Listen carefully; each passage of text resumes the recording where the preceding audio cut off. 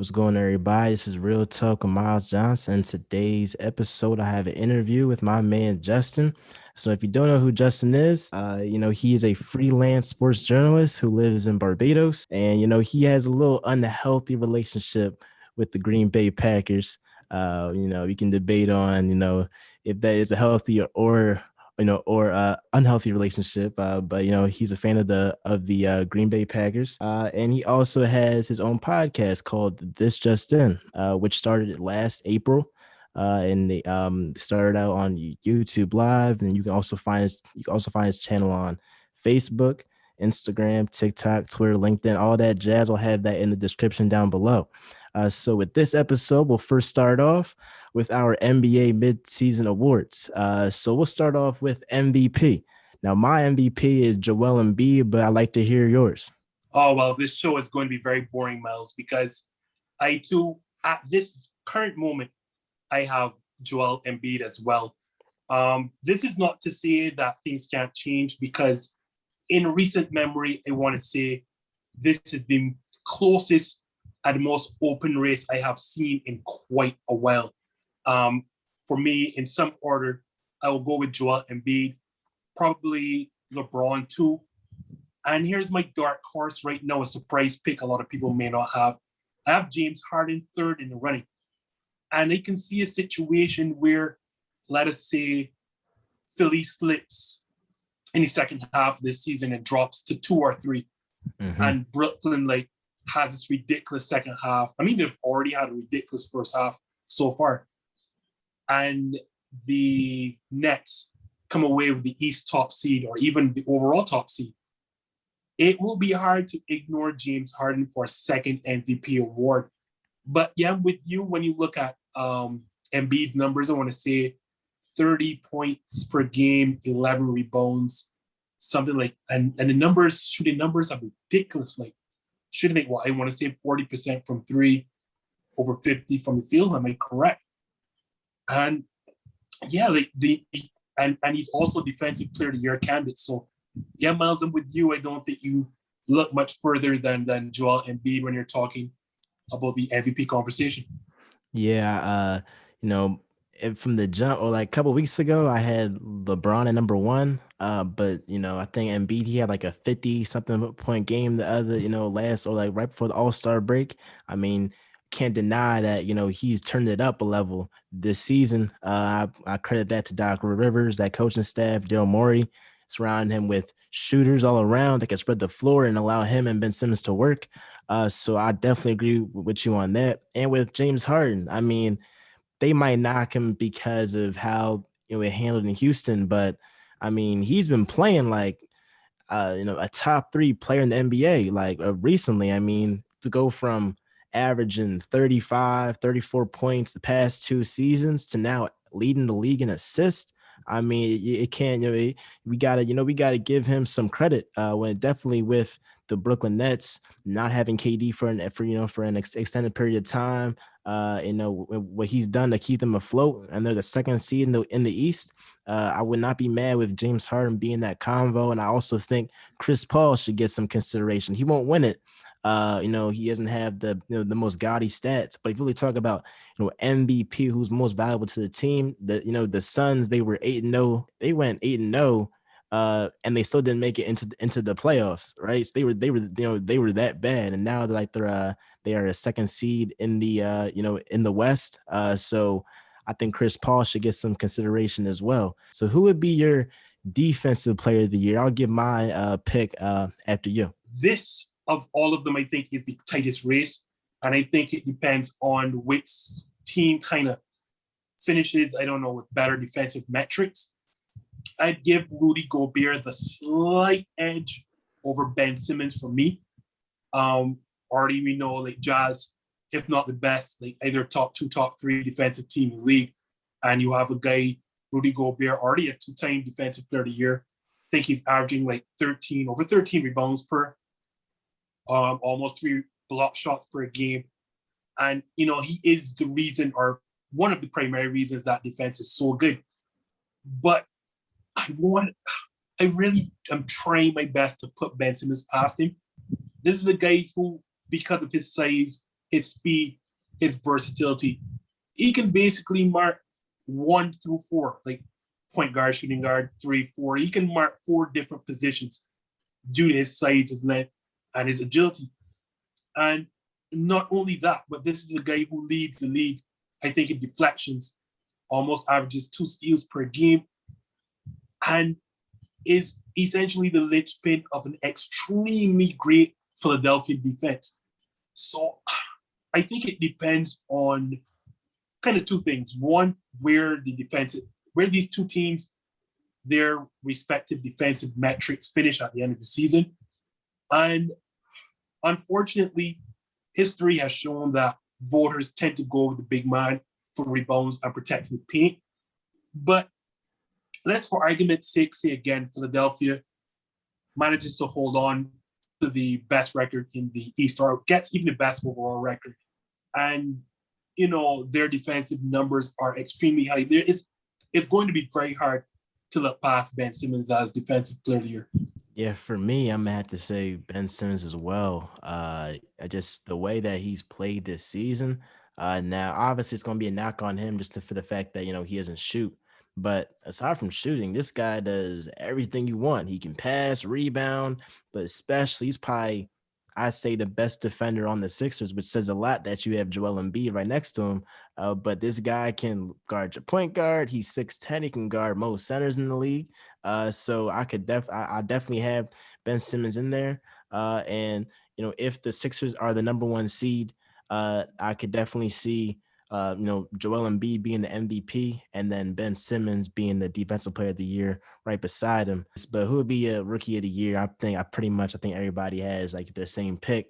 For me, it's LaMelo Ball. I mean, how he's played on the on the Charlotte Hornets. And since he's been a starter, he's been averaging like 20 plus points. I think like 6 rebounds, 6 assists, like around that ballpark. And I think Michael Jordan even came out and said, I didn't even expect him to be this good. And Michael Jordan, he's normally the guy that ends up picking a bust in the in the draft. So he finally got one right after all these years. But LaMelo Ball looks like a star in this league. So before I get to the obvious pick, I want to throw a guy and not just because he's from Wisconsin, but I absolutely love Tyrese Halliburton going into this draft. And I love him so much, I don't understand how teams passed up on him, especially the New York Knicks. How do you look at a guy in a point guard driven league? He is a big guard that can defend both guard spots. He's already an elite shooter, an extremely good facilitator. How do you look at this guy and say, hey, guess what? I don't really want him. I mean, thankfully, Sacramento did not make that mistake. And I think it's a situation where you're seeing this guy is shooting 49% from the field, and I want to say already like 43 from behind the arc. This guy is already an elite jump shooter. And I mean, so I have to throw some love at Tyrese Halliburton, but you're absolutely correct. This is an open and shut case. LaMelo Ball is everything that we heard he would be and so much more. You're correct. Mike just came out the other day and said he did not know he was going to be this good so fast. And that is saying something when arguably when the greatest player of all time says this guy is better than what he thought. Now, who would be your sixth man of the year? Your sixth man of the year. I'll go after you. I think like this one for me is also a straightforward case. I forgot about this award actually, but Jordan Clarkson from Utah. He's just a scoring machine off the bench. I don't even know his numbers, but I don't need to, because it's almost like it is just a sixth starter what Jordan Clarkson gives them. So like obviously if you have to spell Donovan Mitchell for a bit, or you're taking off I want to say Mike Conley, you're just getting baskets. Granted, I want to say Jordan Clarkson cannot do anything else but score the basketball. I mean, there is not a shot he does not like, but that is what they want him to do. It's not like he is playing big minutes with starters. Like when he comes on the court, they just want him to take shots, and he has been making them. So I think this is also another clear-cut case. Jordan Clarkson as a sixth man a year. Yep. and what he's done with that Utah Jazz team, being that spark off the bench.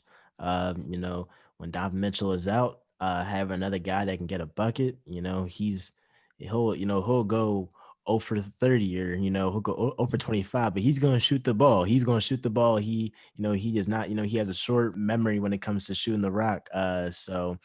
Jordan Clarkson is also my pick for for sixth man of the year. So who would be your most improved player of the year? Most Um, improved player. this award always gives me problems every single year because I just don't understand the exact criteria.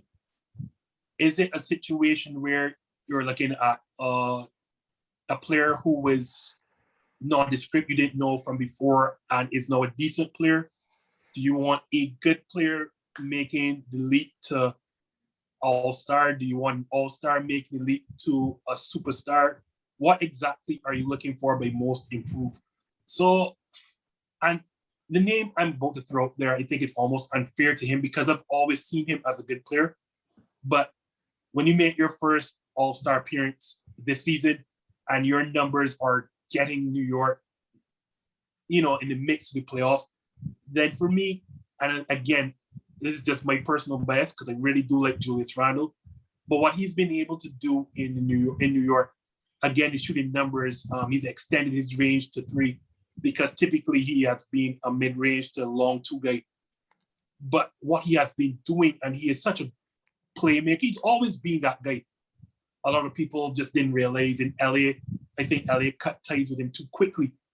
But of course, that was to clear up cap space and to start this whole new LeBron James era, et cetera, et cetera. But I thought the Lakers moved on from him too quickly because he is, and as we're seeing in New York, a guy who can do everything. He scores the ball extremely well known, extremely efficient at it.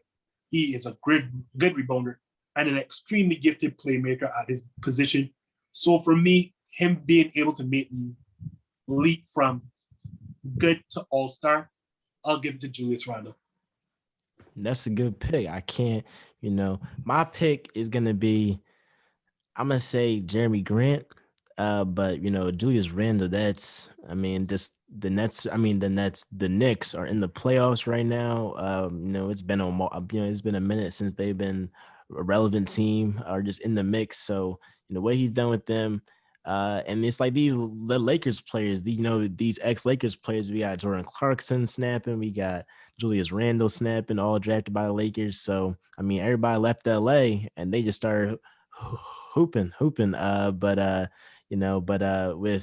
With Jeremy Grant, last season he wasn't really asked to, he wasn't asked to carry the offensive load that he has now, and we didn't really think of him as a good offensive player. He thought of him as like a lockdown defender. We saw that a little bit, or he tried to contain LeBron. It's LeBron, so he's gonna get his buckets, but at least he did his best job to defend against Bron in the Western Conference Finals. But he played great in the NBA bubble for sure. In last season, he averaged like 12 points. This season, he's jumped up 9 more points at 23 points per game. So the Pistons, they have a terrible record, but I guess one bright spot is Jeremy Grant. Maybe look to build around him a little bit, or maybe get another player to partner up with Jeremy Grant. But I just didn't see his offensive for repertoire. I just didn't see this. He can score from outside. He can he can drive to the basket, post up. So he's unlocked parts of his game that I just haven't seen yet. So he'll And be I like my that pick. nod. I like that pick because now you're hearing rumors that Boston is looking to trade for him, either him or Nikola Vucevic, to bolster their roster going into the playoffs. And obviously, for Boston to be looking at you, heady GM like Danny Ainge, who rarely makes any missteps in that regard. If Danny Ainge is looking at you for a late season pickup for a playoff push, then you have to be a very good player. And as I said, it can't knock that pick. Who is your coach of the year? My coach of the year in the beginning of the season, I had Doc Rivers, just for the fact that just for what he's done with the Sixers, the number one seed. I saw some analysts on ESPN, Fox Sports. They wasn't really did nobody really thought the Sixers would be the number one seed up to this point. They thought it was like Milwaukee, the Nets possibly, but they didn't really like look at the Sixers as a contender like that. So in the beginning of the season, I had Doc Rivers, but just what the Utah Jazz have done, to be the number one seed in the West when you got the Suns, the Lakers, the Clippers, Portland, the Nuggets, you got all these teams, the Mavericks that, I mean, the West, and especially if Clay comes back, I can't remember a time that, it's been better than it is now. I mean, every team is just fighting for those 10 playoff spots or to get in them playing games. So right now, I would have Quinn Snyder just for the fact that he has this Utah Jazz team as the number one seed in the loaded Western Conference. Again, I can't argue with that, but this is another close race in my estimation. Quinn Snyder has to be the front runner right now when you consider the hard schedule that they had to start, and they basically steamrolled through that schedule. It is because I want to throw your guy Doc Rivers in there as well for two main reasons. You correctly said no one had Philadelphia to be leading the East at this point, not when you have typical regular season front runners like Milwaukee, Boston, but the injuries and holdouts that Boston's been going through, Brooklyn and their stacked team. So I don't really think a lot of people would have seen Philly coming, and also what he's been able to get with Joel Embiid. Part of that obviously is Joel Embiid finally being able to stay healthy, but I have to credit Doc Rivers in getting Joel Embiid the ball and getting Joel Embiid the ball in the block, like getting him to come off of that 3-point arc and planting his butt close to the ring where he has proved almost unstoppable. Yeah. Then, for me, like Steve Nash has to get some brand of love. Yes, you have a very top-heavy roster with three arguably top 10 players, but I was one of those people who didn't think that coaching staff was going to be able to get that to mesh. And to see James Harden be the one to sacrifice and become their quintessential point guard and have everyone in a string, like that is amazing. And my own coach, I'm a big Phoenix Suns fan. You can't look past what Monty Williams has done. Granted, Chris Paul gets a lot of the credit, but again, as you mentioned early on in the show, Phoenix finished the bubble 8-0. They closed out. They were unbeaten in the bubble. And a lot of people forgot last season also they had a good start before Aaron Baines went down and it kind of went off the train the train tracks, sorry. So a lot of that is due to Monty Williams. It is going to be a very tight race, but as you said, when you look through the West, and we're talking the Lakers, the Clippers, Mavericks, the Trailblazers, Steph Curry playing like an MVP again, it is a very loaded Western Conference. I didn't even mention the Denver Nuggets. So I think you start with Quinn Snyder, but this race is going to be a close one. Justin, I appreciate you for coming on today, Always, spending your time. And I would please tune in to your podcast, your video podcast, This Just In. When do y'all have y'all's episodes each week? We're not exactly a podcast per se. We do a live show every Monday night on YouTube. That is like 8 p.m. Oh, sorry, I'm here baffling my own show. But 7 p.m. Eastern, we go live on YouTube every Monday night. And then on Thursdays, as you probably seen by now, the host of What Off Season Pod, Adam Lewis, joins us on Instagram live on Thursday nights at 8 p.m. Eastern. So you can also tune in to that.